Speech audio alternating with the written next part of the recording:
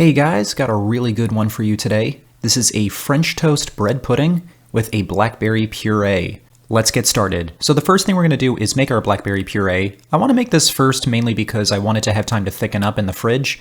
I'm taking a medium-sized saucepan and I'm filling it up with all my blackberries, and I might sneak a couple because they're really delicious.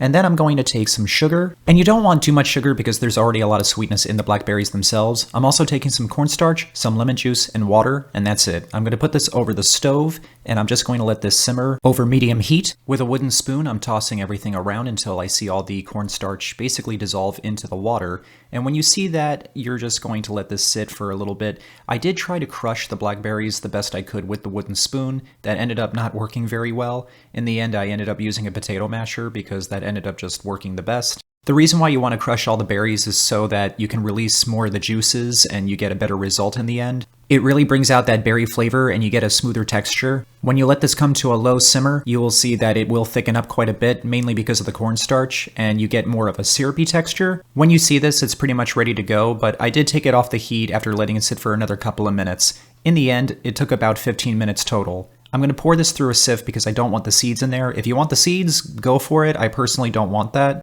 I'm getting all the liquid out, and as you can see, it is a little bit more on the liquidy side now. And that's mainly because it's still warm. Once it cools off, it will thicken up. If you're wondering what to do with those leftover crushed berries, you could use them in muffins, or you could put them on ice cream, or even use them as a filling for cakes, or you can store them in a plastic bag and put them in the freezer. Once the puree is completely cooled, I'm going to place it in the fridge, and it's going to chill in there while I make the bread pudding. Preheat your oven to 400 degrees Fahrenheit. And we're going to take a baking tray lined with aluminum foil, and I'm going to place 7 slices of wheat sandwich bread. In a small bowl, I'm combining softened unsalted butter, some light brown sugar, cinnamon, and a little bit of nutmeg. With a metal spoon, I'm just going to mash this all up and combine it all together, mix it up, and now you have a sweet cinnamon butter, which is something you could probably just store in your fridge and use it on the daily, but we're not going to do that. We're going to use it here for a bread pudding, and we're going to end up using all of it.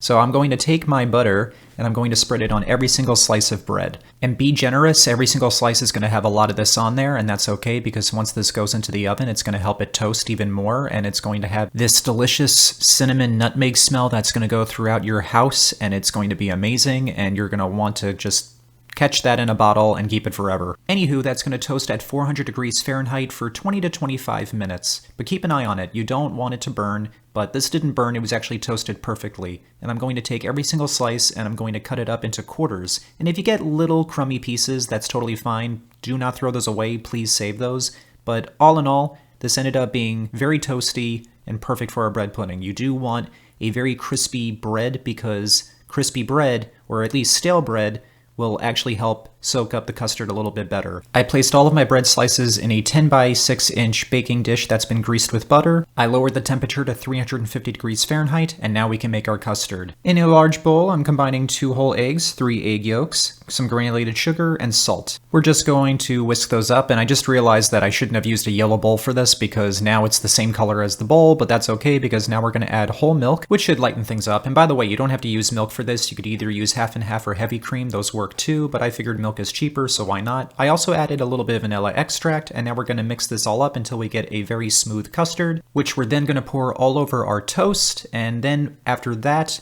we are not going to bake this just yet. We're actually going to let this sit for 10 minutes. I'm going to take a spoon and I'm just going to try and soak in as much as the toast as possible because some of those are floating to the top, and that is okay. So we just want to make sure that it's soaked in as much as possible. And 10 minutes later, our bread is looking nice and soggy, which you're never going to hear me say ever again, but in this case, soggy is good. And this is going to go into a 350 degree Fahrenheit oven for 40 to 45 minutes or until it appears there is no jiggle in the middle of the custard.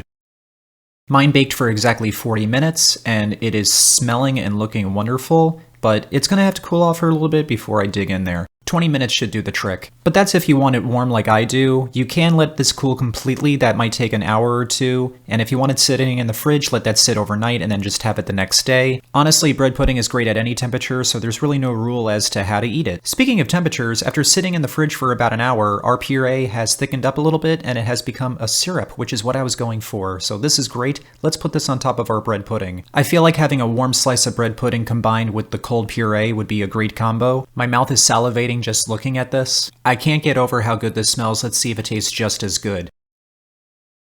Yep, That is a delicious bread pudding. That cinnamon nutmeg butter caramelized onto the bread when I toasted it, and that custard is great too. It's a perfect sweetness, not overly sweet at all. And oh my gosh, that blackberry puree just really hits it home. It's a recipe you should not skip. I mean, the bread pudding is great on its own, but that blackberry puree just really brings this to another level, so definitely make it. And on top of that, it actually tastes like French toast, so if you love French toast, you're gonna love this bread pudding.